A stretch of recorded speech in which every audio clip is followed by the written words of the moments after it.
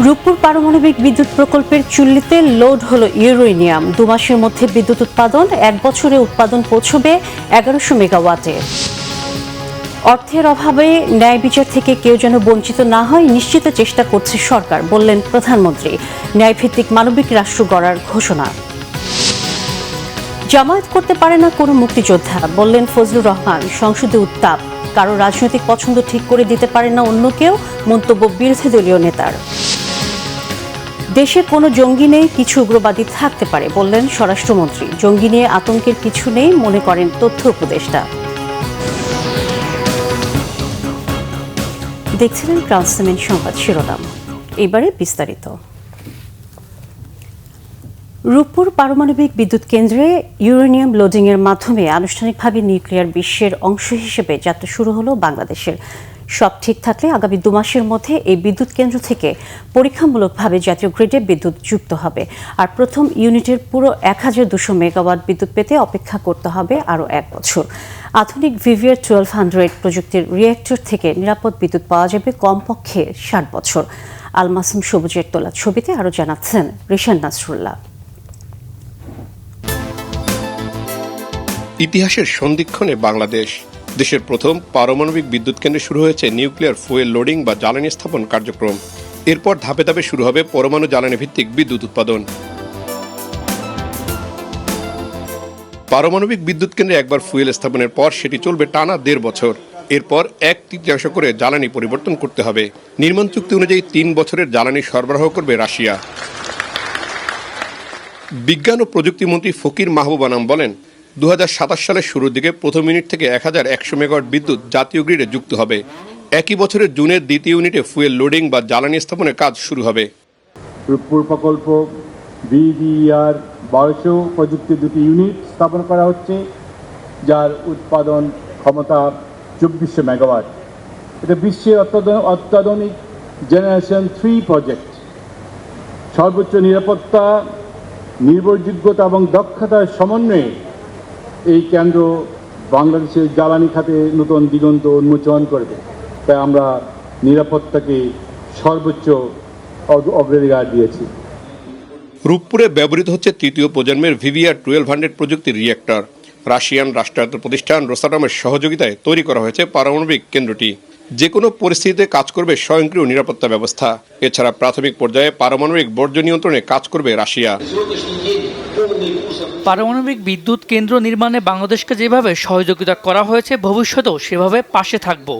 বাংলাদেশের মানুষকে আশ্বস্ত করতে চাই নিরাপত্তা দিয়ে। সর্বাধুনিক প্রযুক্তি ও সর্বোচ্চ মানদণ্ড বজায় রাখা হয়েছে। নিরাপদ পারমাণবিক কেন্দ্র থেকেই সরবরাহ করা হবে বিদ্যুৎ। এমনকি বজ্র ব্যবস্থাপনা সহ ভবিষ্যতের প্রয়োজনের সহযোগিতা থাকবে রোসাটমের। আর্থিক বিবেচনায় বাংলাদেশের একক প্রকল্প হিসেবে সবচেয়ে বড় প্রকল্প রূপপুর পারমাণবিক বিদ্যুৎ কেন্দ্র। প্রায় 1,14,000 কোটি টাকা ব্যয়ে নির্মাণাধীন এই প্রকল্পের 90% অর্থ ঋণ দিচ্ছে রাশিয়া, যেটা 28 বছরের মধ্যে পরিশোধ করতে হবে। কেন্দ্রটিতে উৎপাদিত প্রতি ইউনিট বিদ্যুতের দাম পড়বে প্রায় 12 টাকা। সব সংশয় শঙ্কাকে পেছনে ফেলে রূপপুর পারমাণবিক বিদ্যুৎ কেন্দ্রে ফুয়েল লোডিং কার্যক্রম শুরু হলো। এর মধ্য দিয়ে পরমাণু দিয়ে বিদ্যুৎ উৎপাদনের এলিট ক্লাবে প্রবেশ করল বাংলাদেশ। এটি শুধু আধুনিক প্রযুক্তি নয়, এটি সক্ষমতার একটি চিত্র। তবে এই কেন্দ্র নিয়ে নিরাপত্তার যে শঙ্কা রয়েছে সেটি দূর করতে হবে বাংলাদেশকে। রিশান নাসরুল্লাহ, বাংলা ভিশন, রূপপুর পারমাণবিক বিদ্যুৎ কেন্দ্র, ঈশ্বরদী, পাবনা। প্রধানমন্ত্রী তারেক রহমান বলেছেন, একজন মানুষের যেন অর্থের অভাবে ন্যায় বিচার থেকে বঞ্চিত না হয়, সেজন্য সরকার আইনি সহায়তা কার্যক্রমকে আরও গতিশীল করবে। ন্যায় বিচার নিশ্চিতে সরকার দ্রুত মামলা নিষ্পত্তির উদ্যোগ নিয়েছে বলেও জানান তিনি। মঙ্গলবার জাতীয় আইনগত সহায়তা দিবসে একথা বলেন প্রধানমন্ত্রী। বক্তৃতাকালে নিজের কারাজীবনের অভিজ্ঞতার কথাও উল্লেখ করেন তারেক রহমান। বিস্তারিত মামুন আবদুল্লাহ রিপোর্টে। কার্যক্রম সংক্রান্ত মঙ্গলবার রাজধানীর শহীদ আবু সাইদ ইন্টারন্যাশনাল কনভেনশন সেন্টারে জাতীয় আইনগত সহায়তা দিবস উপলক্ষে অনুষ্ঠানে যোগ দেন প্রধানমন্ত্রী তারেক রহমান। এ সময় তিনি স্মরণ করিয়ে দেন, রাজনৈতিক প্রতিহিংসার কারণে তাকেও দীর্ঘদিন কারাগারে থাকতে হয়েছে। বলেন, দীর্ঘ 1.5 দশক পরে দেশ গণতন্ত্রের পথে হাঁটা শুরু করেছে। রাজনৈতিক প্রতিহিংসার শিকার হয়ে আমাকেও দীর্ঘদিন কারাগারে থাকতে হয়েছে। তখন আমি নিজে কারাগারে এমন অনেককে দেখেছি যারা শুধুমাত্র আর্থিকভাবে অসচ্ছল হওয়ার কারণে বছরের পর বছর ধরে বিনা বিচারে কারাগারে থাকতে বাধ্য হচ্ছেন বা হয়েছেন। যে রাষ্ট্রে আইনের শাসন, ন্যায় বিচার এবং মানবাধিকার নেই, সেই দেশ কখনো একটি গণতান্ত্রিক মানবিক রাষ্ট্র হতে পারে না বা হয়ে উঠতে পারে না। দীর্ঘ ১.৫ দশকেরও ফ্যাসিবাদী শাসনের অবসানের পর বাংলাদেশের জনগণ পুনরায় গণতন্ত্রের পথে হাঁটতে শুরু করেছে। এই গণতান্ত্রিক যাত্রা সুসংহত করতে রাষ্ট্রে ন্যায়ের শাসন প্রতিষ্ঠার বিকল্প নেই। প্রধানমন্ত্রী তারেক রহমান বলেন, মানুষ যাতে স্বাভাবিকভাবে ন্যায় বিচার পেতে পারে এজন্য সরকারের আইনি সহায়তা কেন্দ্র কাজ করে যাচ্ছে। যেহেতু ন্যায় বিচার প্রাপ্তি প্রতিটি মানুষের সাংবিধানিক অধিকার, যেহেতু সেই অধিকার যাতে প্রত্যেকটি মানুষ চর্চা করতে পারে, তাদেরকে সরকার যথাসাধ্য লিগ্যাল এইড দিবে। প্রতিটি মানুষের মনে এমন বিশ্বাস থাকতে হবে যে জনগণের যে কোনো প্রয়োজনে রাষ্ট্র তাদের পাশে রয়েছে। লিগ্যাল এইড সেই বিশ্বাসেরই একটি প্রতিফলন বলে আমি বিশ্বাস করি। আসুন আমরা সবাই মিলে একটি ন্যায়বৃদ্ধি মানবিক রাষ্ট্র গড়ে তুলি, যেখানে ন্যায় বিচারই হবে শেষ কথা আমাদের। সুবিধাবঞ্চিত ও অসহায় মানুষের জন্য সরকারের পক্ষ থেকে বিনামূল্যে আইনি সহায়তা নিশ্চিতে জোর দেন প্রধানমন্ত্রী তারেক রহমান। একজন মানুষও যাতে অর্থের অভাবে অ্যাক্সেস টু জাস্টিস থেকে বঞ্চিত না হয়, সেই লক্ষ্যকে সামনে রেখে সরকার লিগ্যাল এইড কর্মসূচি অব্যাহত রেখেছে। একজন ভুক্তভোগী টাকার অভাবে আইনজীবী সহায়তা নিতে পারবে না, এমনটা যেন না হয় সেটি সরকার চেষ্টা করবে সর্বতোভাবে নিশ্চিত করতে। আর্থিকভাবে সামর্থ্যবান নয় এমন মানুষদের জন্য অ্যাক্সেস টু জাস্টিস নিশ্চিত করতে সরকার সুনির্দিষ্ট পরিকল্পনা গ্রহণ করেছে। আইনি সহায়তা প্রদানে প্রযুক্তির সর্বোচ্চ ব্যবহার এবং সমাজের সকল স্তরে ন্যায় বিচার নিশ্চিতের প্রত্যয় ব্যক্ত করেন সরকার প্রধান। বইয়ে নয়, এটি প্রতিটি মামুন আব্দুল্লাহ, বাংলা ভিশন, ঢাকা। বিএনপি দলীয় সংসদ সদস্য অ্যাডভোকেট ফজলুর রহমান বলেছেন, কোনো মুক্তিযোদ্ধা বা তাদের পরিবারের লোক জামায়াত করতে পারে না। তার এই বক্তব্যের পরপরই বিরোধী দলীয় সংসদ সদস্যদের প্রতিবাদে সংসদে অচলাবস্থা তৈরি হয়। পরে স্পিকার পরিস্থিতি নিয়ন্ত্রণে আনেন। বিরোধী দলীয় নেতা অবশ্য দাবি করেন, ফজলুর রহমানকে জিজ্ঞেস করে নয়, কে কোন দল করবে সেটা তার নাগরিক অধিকার। আর মুক্তিযুদ্ধের ইতিহাসের ভিত্তিতে জাতিকে আর বিভক্ত না করার আহ্বান জানান স্বরাষ্ট্রমন্ত্রী। আহমেদ সারওয়ারের রিপোর্ট। আপনাকে ধন্যবাদ। রাষ্ট্রপতির ভাষণের উপর ধন্যবাদ প্রস্তাবে কিশোরগঞ্জ ৪ থেকে নির্বাচিত সংসদ সদস্য ফজলুর রহমান তার স্বভাবসুলভ বাগ্মিতায় ৭১-এর মুক্তিযোদ্ধাদের সাথে ২৪-এর জুলাই যোদ্ধাদের তুলনার বিরোধিতা করেন। আগস্ট মাসকে আমিও খুব ছোট করে দেখি না, তবে কোনো কারণে আগস্ট কোনো বিপ্লব নয়। আগস্ট হলো গণ অভ্যুত্থান। সেই গণ অভ্যুত্থানকে যারা মুক্তিযুদ্ধ এবং মুক্তিযোদ্ধার সঙ্গে তুলনা করতে চায়, জুলাই যুদ্ধ এবং মুক্তিযুদ্ধ, তাদেরকে আমি বলবো, সবাইকে আমি বলবো, এই কথাটা বলাই অন্যায়। কারণ মুক্তিযুদ্ধ প্রশান্ত মহাসাগরের সঙ্গে ডুবার তুলনা করা যেমন, হিমালয় পর্বতের সঙ্গে টিলার তুলনা করা যেমন, মুক্তিযুদ্ধের সঙ্গে ৫ই আগস্টের তুলনা করা ঠিক তেমনি। বক্তব্যের এক পর্যায়ে ফজলুর রহমান জামায়াতের মুক্তিযুদ্ধের সময়ের ভূমিকার কথা উল্লেখ করেন। বিরোধী দলের নেতা বলেন, ওনাকে আমি অসম্মান করি না, সব সময় মাননীয় বলে কথা বলি, কিন্তু ওনার দলের লোকজন এখানে বসে আছে, তারা আমাকে ফজা পাগলা বলে কথা বলে। উনি একদিন এটা বলে তারা নাকি সভ্য, তারা নাকি ইসলাম। বিরোধী দলের নেতা বলেছেন উনি মুক্তিযোদ্ধা পরিবারের লোক এবং উনি শহীদ পরিবারের লোক এবং উনি জামাতে ইসলাম করেন। এটা ডাবল অপরাধ। মুক্তিযোদ্ধা পরিবারের লোক কেউ জামাত করতে পারে না। আর শহীদ পরিবারের লোক, শহীদ মাননীয় সদস্যবৃন্দ, ওনাকে বলতে দেন।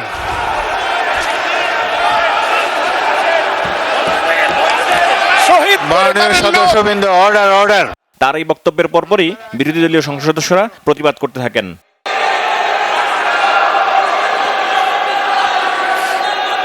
মাননীয় সদস্যবৃন্দ বসুন, বসুন বসুন প্লিজ।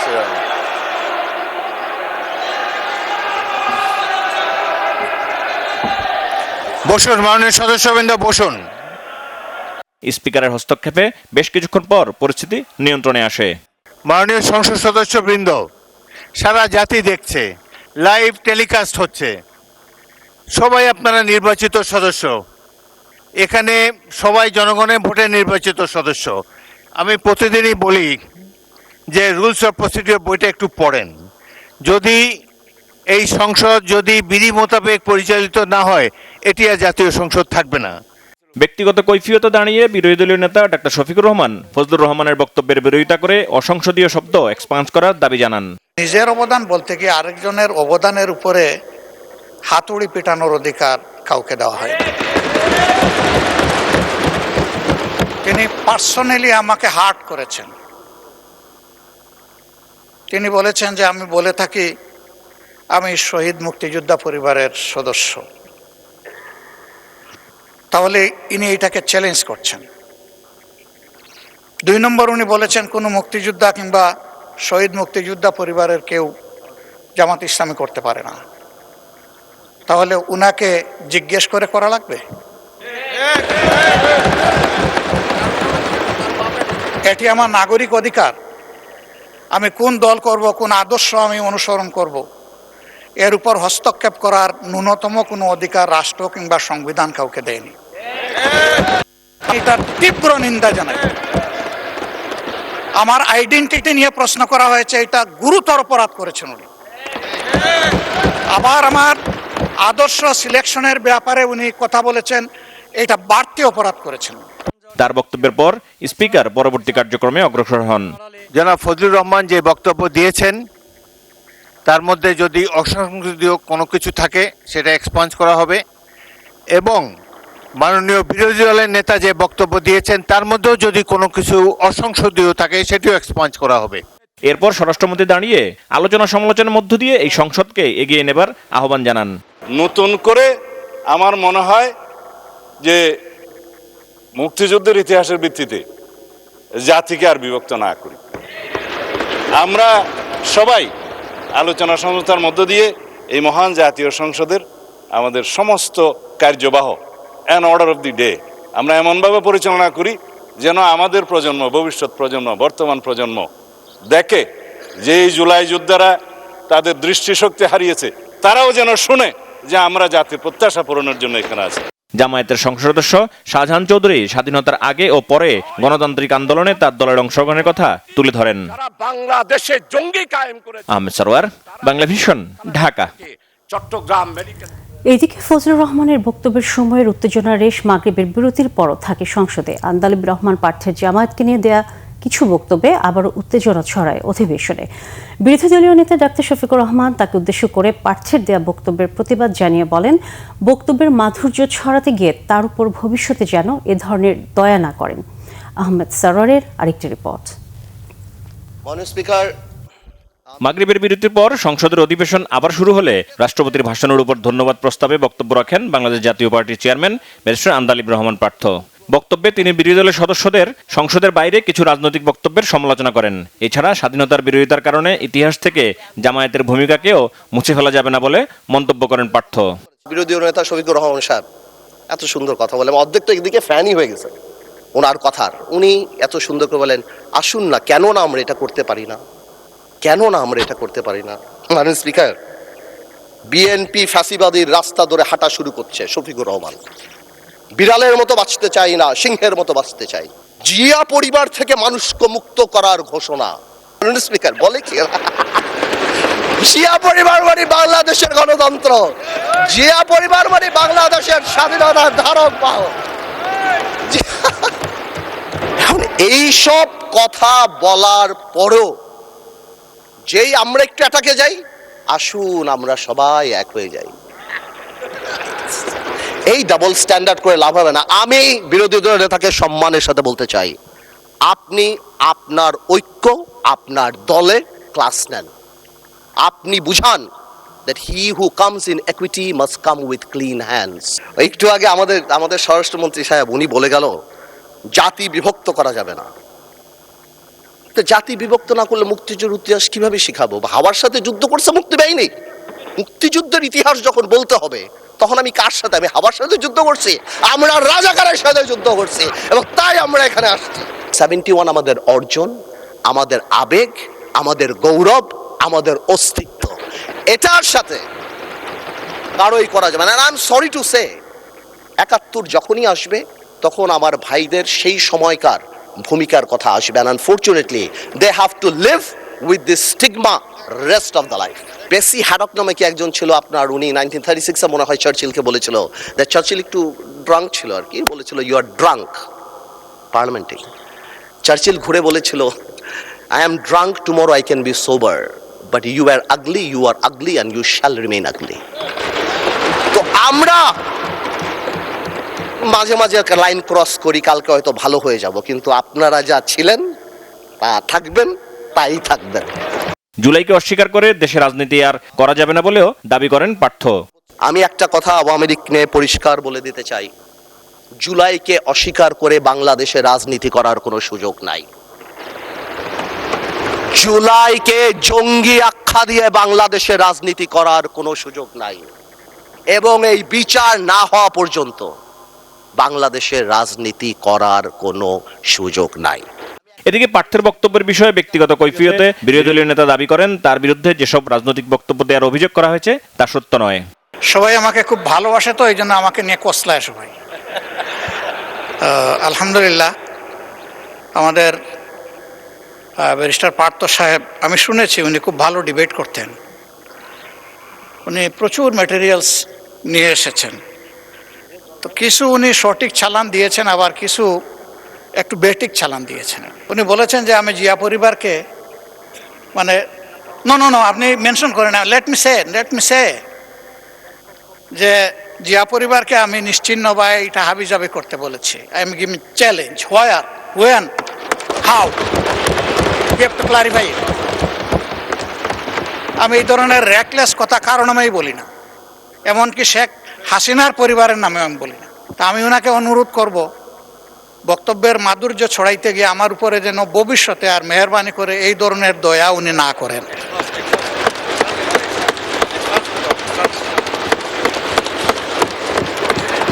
আমাকে এত ভালোবেসে সব কিছু আমার নামে চালান দিলে আমি বুঝাবুঝে বহন করতে অপারগ।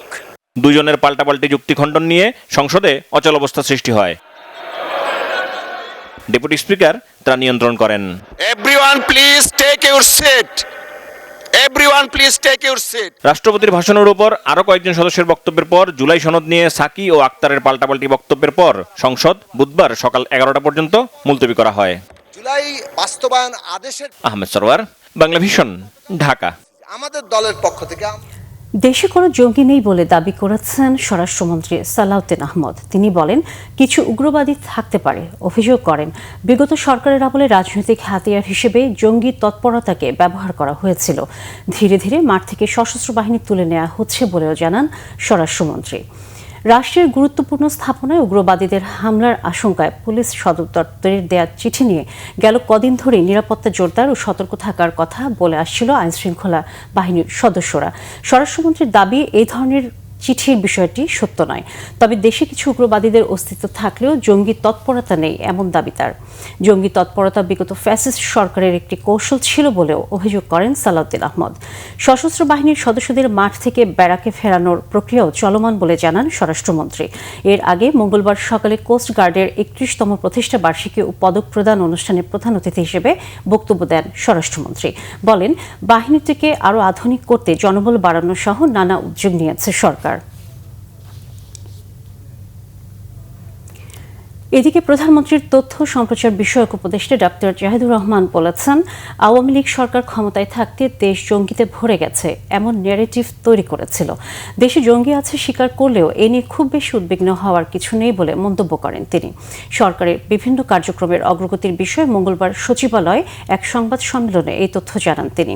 উপদেষ্টা আরও জানান, অন্তর্বর্তী সরকার কিছুটা গাছাড়া থাকায় উদ্ভট বিভিন্ন ইস্যুতে যখন তখন রাস্তা অবরোধ হয়েছে, আর সেই পরিবেশ নেই। দেশে জঙ্গিদের অভিযোগের জেল খাটার পরও এখন যারা জামিনে আছেন তাদের নজরদারিতে রাখার কথা জানান তিনি। তথ্য সম্প্রচার মন্ত্রী আরও বলেন, স্বাস্থ্য খাতকে সর্বোচ্চ গুরুত্ব দিচ্ছে সরকার। চলমান হাম ক্যাম্পেইনে 94 লাখেরও বেশি শিশুকে টিকা দেওয়া হয়েছে। সীমান্ত হত্যা 75% কমেছে জানিয়ে তিনি আরও বলেন, এটা শূন্যের কোটায় নামিয়ে আনতে ভারতকেও এগিয়ে আসতে হবে। মার্কিন রাষ্ট্রদূত ব্রেন্ট ক্রিস্টেনসেন বলেছেন, বাংলাদেশের সাথে যুক্তরাষ্ট্রের বাণিজ্য চুক্তির অংশীদারিত্বের প্রস্তাব কোনো গোপন সমঝোতা, ভিত্তিহীন প্রকল্প কিংবা ঋণের ফাঁদের কূটনীতি নয়। এর মধ্য দিয়ে বাংলাদেশ যুক্তরাষ্ট্র সম্পর্ক সহায়তা নির্ভর ধারা থেকে বিনিয়োগ নির্ভর কৌশলের দিকে রূপান্তরিত হবে। কৃষি শিল্প থেকে শুরু করে বিদ্যুৎ সক্ষমতা, অবকাঠামো বা বাণিজ্যের বৈশ্বিক সুযোগের সাথে সংযুক্তিতে আমেরিকার সঙ্গে এই অংশীদারিত্বের সুবিধার কথা তুলে ধরেন মার্কিন রাষ্ট্রদূত। বাণিজ্যমন্ত্রী খন্দকার আব্দুল মুক্তাদির বলেন, মার্কিন বিনিয়োগ আসার উপরেই নির্ভর করছে এই চুক্তির সফলতা। রকুরুজ্জামানের রিপোর্ট। মঙ্গলবার রাজধানীর একটি হোটেলে আমেরিকান চেম্বার অব কমার্স অ্যামচেমের নীতি সংলাপে অংশ নেন বাণিজ্যমন্ত্রী খন্দকার আব্দুল মুক্তাদির এবং মার্কিন রাষ্ট্রদূত ব্রেন্ট ক্রিস্টেনসেন সহ চেম্বারের নেতারা। অনুষ্ঠানে মার্কিন রাষ্ট্রদূত বাংলাদেশের সাথে বাণিজ্য চুক্তির বিভিন্ন দিক তুলে ধরেন। বলেন, এই চুক্তি মার্কিন বাংলাদেশ বাণিজ্য অংশীদারিত্বকে এক অন্য উচ্চতায় নিয়ে যাবে। চুক্তিতে কোনো গোপন সমঝোতা বা ঋণ ফাঁদ নেই বলেও দাবি তার। Let me be direct about what makes the United States the best long-term commercial partner for Bangladesh. First, we believe in transparency and fairness. American companies operate under the rule of law with clear contracts and predictable business practices. We offer genuine partnerships built on mutual benefit, not backroom deals, projects without real business cases, white elephants, or debt trap diplomacy. We do due diligence on projects and don't leave Bangladesh on the hook for $1 billion tunnel to nowhere. অনুষ্ঠানে ব্যবসায়ীদের বিভিন্ন প্রশ্নের উত্তর দেন মার্কিন রাষ্ট্রদূত। বাণিজ্য চুক্তির মধ্য দিয়ে দেশে বিপুল মার্কিন বিনিয়োগ আসার কথা জানান বাণিজ্য মন্ত্রী খন্দকার আব্দুল মুক্তাদির। Make this country and market this economy conducive for local investment and foreign investment. Not only for foreign investment, also domestic investment. And we are pledge bound not to please US. We are pledge bound for our own existence to open up, and we'll do so. মার্কিন রাষ্ট্রদূত বলেন, যুক্তরাষ্ট্র বাংলাদেশ সম্পর্ক আগে কখনোই এতটা শক্তিশালী ছিল না। সুযোগগুলো আগে কখনো এত বড়ও ছিল না। এই সুযোগ কাজে লাগাতে প্রয়োজন দূরদৃষ্টি, অঙ্গীকার ও অংশীদারিত্ব। রকুনুজ্জামান, বাংলা ভিশন, ঢাকা। আইনের শাসন ও গণতন্ত্র প্রতিষ্ঠায় আইনজীবীদের ঐক্য জরুরি মনে করেন মুক্তিযুদ্ধ বিষয়ক প্রতিমন্ত্রী ইশরাক হোসেন। ঢাকা আইনজীবী সমিতির নির্বাচন 2026-27 উপলক্ষে গতকাল বাংলাদেশ জাতীয়তাবাদী আইনজীবী ঐক্য প্যানেলের সাথে সৌজন্য সাক্ষাৎ অনুষ্ঠানে তিনি একথা বলেন। আইনজীবীদের সক্রিয় ভূমিকার উপর গুরুত্ব আরোপ করে বিচার ব্যবস্থা শক্তিশালী করার আহ্বানও জানান প্রতিমন্ত্রী। একটি ন্যায়ভিত্তিক আইনের শাসন প্রতিষ্ঠিত রাষ্ট্র গড়ে তোলাই এখন সবার লক্ষ্য হওয়া উচিত বলেও মন্তব্য করেন ইশরাক হোসেন। ফেলা হয়েছিল আমাদের বিচার ব্যবস্থাকে সম্পূর্ণরূপে দলীয়করণ করে সেটাকে একেবারে ধ্বংসের দ্বারপ্রান্তে নিয়ে যাওয়া হয়েছিল। সেখান থেকে আমরা উত্তরণ ঘটিয়ে আমরা আইনের শাসন প্রতিষ্ঠা করতে পারি, গণতন্ত্র প্রতিষ্ঠা করতে পারি। বিগত 17 বছর, 1.5 যুগ যাবৎ যে ভয়াবহ ফ্যাসিবাদ কায়েম হয়েছিল সেখান থেকে উত্তরণ ঘটিয়ে আগামী দিনে বাংলাদেশকে একটা আইনের শাসনের দেশে আমরা রূপান্তর করতে পারি। সিরিজ নিশ্চিত করার লক্ষ্যে আজ নিউজিল্যান্ডের বিপক্ষে দ্বিতীয় টি-20তে মাঠে নামবে বাংলাদেশ। চট্টগ্রামে বীরশ্রেষ্ঠ শহীদ ফ্লাইট লেফটেন্যান্ট মতিউর রহমান স্টেডিয়ামে দুপুর 2টায় শুরু হবে ম্যাচটি। সিরিজে ফিরতে এই ম্যাচে জয়ের বিকল্প নেই সফরকারীদের। সাগরিকায় দ্বিতীয় টি-20তে শঙ্কা থাকছে বৃষ্টির। মানিক মাহমুদের রিপোর্ট। সাগরিকার সবুজ গালিচায় প্রথম ম্যাচে হৃদয়, শামীমের তাণ্ডব আর পারভেজ ঝড়ে বিধ্বস্ত হয় কিউইরা। 183 রানের টার্গেটে কিউইদের বিপক্ষে রেকর্ড করা জয়ে টি-20 সিরিজে এগিয়ে যায় টাইগাররা। দ্বিতীয় ম্যাচটি জিতলেই হোম সিরিজে ওডিআইয়ের পর 20 ওভারের ফরম্যাটের ট্রফিটাও নিশ্চিত হয়ে যাবে স্বাগতিকদের। বৈশাখের স্বস্তির বৃষ্টিতে পুরো দেশের মতো ভিজেছে সাগরিকার মাঠও। প্রথম ম্যাচের দুরন্ত নৈপুণ্যে শিষ্যদের ওপর আস্থা বেড়েছে কোচ ফিল সিমন্সের। অনুশীলনের ধকল থেকে মঙ্গলবার বিশ্রাম দেন দলকে। বৃষ্টি ভেজা দিনে টিম হোটেলেই কাটায় লিটন দাসের দল। চট্টগ্রামের ব্যাটিং বান্ধব উইকেটে স্পিনারদের চ্যালেঞ্জটা বেশ কঠিন। প্রথম ম্যাচে দুদলকেই সংগ্রাম করতে হয়েছে, তাই দ্বিতীয় ম্যাচে স্পিন বড় ফ্যাক্ট হতে পারে মনে করছেন শেখ মেহেদী। স্পিনারদের রোল একটা বড় ভূমিকায় পালন করে সবসময়, অ্যাজ ইউজুয়াল ডিফিকাল্ট ফেসও করতে হয়। তো এই সিরিজটাও সেম থিং, যেই খেলুক আসলে সবাই, যেহেতু এখনও আমাদের নাসুম আছে, আমি আছি, রিশাদ আছে, কেউ না কেউ ইনশাল্লাহ মাশাল্লাহ ভালো করতেছে। স্বাগতিকদের বিশ্রামের দিনে উল্টো চিত্র ছিল নিউজিল্যান্ড স্কোয়াডে। বৃষ্টি উপেক্ষা করে নতুন বানানো ইনডোরে ব্যাট বলের চর্চায় ঘাম ঝরিয়েছে সফরকারীরা। সিরিজ বাঁচারও লড়াই কিউইদের। ম্যাচটা তাদের পক্ষে গেলে সিরিজ নির্ধারণে অপেক্ষা বাড়বে টাইগারদের। আর দ্বিতীয় ম্যাচেও দাপট ধরে রাখলে এই ফরম্যাটে প্রথমবার চট্টগ্রামের মাটিতে সিরিজ নিশ্চিত হবে টাইগারদের। পরিসংখ্যানে কিউইদের বিপক্ষে একবারই টি-20 সিরিজ জিতেছিল বাংলাদেশ 2021 সালে মিরপুরে। Manik Mahmud, Bangla Vision, sports desk. সংবাদ শেষ করব ক্রাউন সিমেন্ট শিরোনামগুলো আরেকবার জানিয়ে।